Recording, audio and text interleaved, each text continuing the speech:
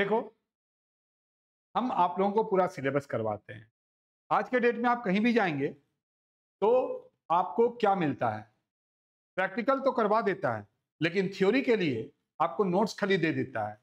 जैसे हम लिख लिख के आपको समझाते हैं, कोई नहीं समझाता है। नोट से खुद पढ़ो बाबू और एग्जाम जाके दो।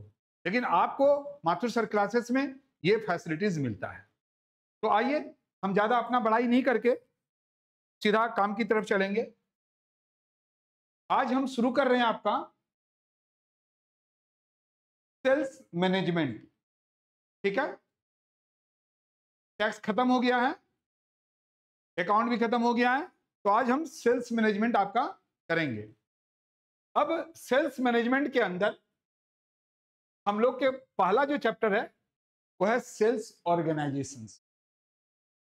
सेल्स ऑर्गेनाइजेशंस में हमारा सिलेबस क्या क्या है तो हम बोल देते हैं, लिख के टाइम नहीं वेस्ट करते हैं। पहले है sales organisations, what is the purpose, principle and complexity of sales organisations. Models of sales organisations, island model, functional sales organisations model. Third one is topic है सेल्स ऑर्गेनाइजेशंस स्ट्रक्चर्स, जिसके अंदर आपके influencing factors, common problems, resolutions, decentralisations topic है। और last one is task of chief sales executive, उसका क्या task है। Okay, तो ये है आपका सिलेबस। लेकिन जब हम स्टार्ट करेंगे तो at first we have to know what is sales management. पहले सेल्स मैनेजमेंट, फिर बाद में सेल्स ऑर्गेनाइजेशन में जाएंगे ना, क्योंकि जो चैप्टर है, जो बुक का ऊपर नाम लिखा हुआ है, उसको तो पहले देखना पड़ेगा। आज एक बात बताइए, कोई भी ऑर्गेनाइजेशन बिना कस्टमर का और बिना सेल्स का चल सकता है? मान लीजिए आप एक झकास दुकान खोल दिए, पूरा सजा दिए, लेकिन आपका सेल्स ही नहीं हो रहा है, तो दुकान क्या होगा? एक दिन बंद हो जाएगा। यानी एवरीथिंग इज सेल्स। जब हम सेल्स करेंगे then the company generate revenue, in revenue there is a profit. यानी अगर प्रॉफिट है तभी कुछ जिंदा रहेगा, नहीं तो कुछ नहीं चल सकता है। तो सेल्स मैनेजमेंट के अंदर हम लोग देखेंगे कि सेल्स को कैसे मैनेज किया जाता है, कैसे टारगेट बनाते हैं, उसको अचीव करने के लिए सेल्स रिप्रेजेंटेटिव जितने लोग रहते हैं उसको कैसे हम लोग सबसे पहले ट्रेंड करते हैं, ट्रेनिंग देते हैं, मोटिवेशन करते हैं, इंसेंटिव देते हैं।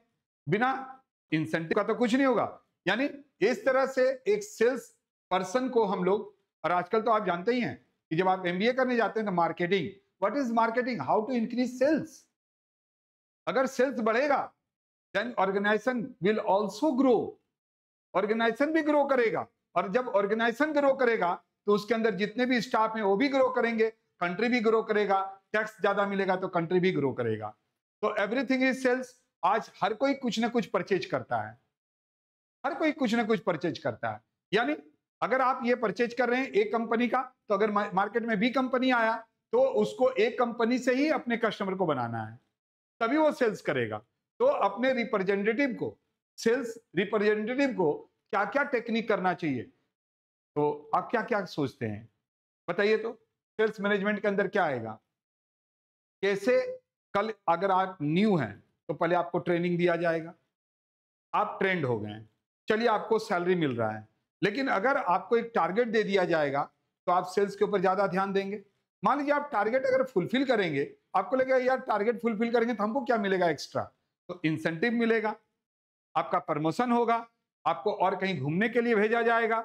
तो इस तरह से हम लोग सबसे पहले लिखेंगे सेल्स मैनेजमेंट के बारे में, एक थोड़ा बहुत कुछ पहले जान लेंगे, तब जाके हम सेल्स ऑर्गेनाइजेशंस के बारे में बात करेंगे। What is sales organization, organizations यहां पर भी थोड़ा बात कर लेते हैं, पहला क्लास है तो।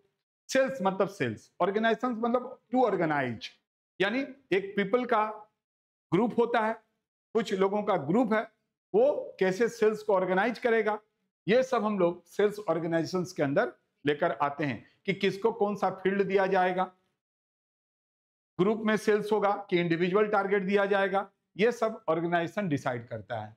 तो हम पहले सेल्स मैनेजमेंट के बारे में बात कर रहे हैं। ओके।